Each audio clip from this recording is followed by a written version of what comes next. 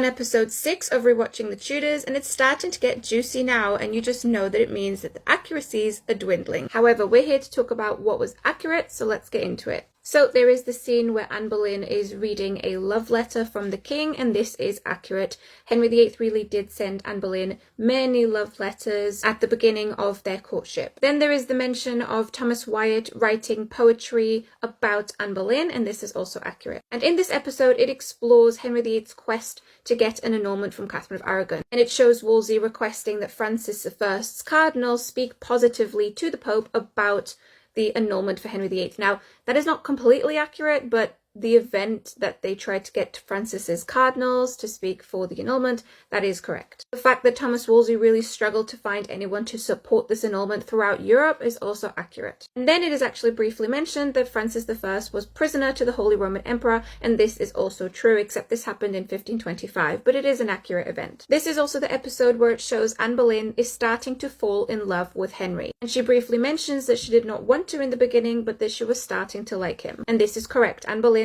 did not initially want to be with Henry VIII, and it was through his constant wooing and courting that she eventually fell in love with him, as any woman surely would. He was athletic, he was handsome, he was bombarding her with love, gifts, poems, all sorts of things. Any woman would have fallen for that. After all, he was the King of England. It also shows Henry VIII quite publicly courting Anne Boleyn, in spite of Catherine of Aragon being right there, and this is also accurate. And then it ends with Wolsey coming back to England and having to break the unfortunate news that he did not get Henry VIII's annulment, and this is also accurate. Obtaining the annulment took Henry like 7 years. This was not just a willy-nilly trip to France like shown in the TV show.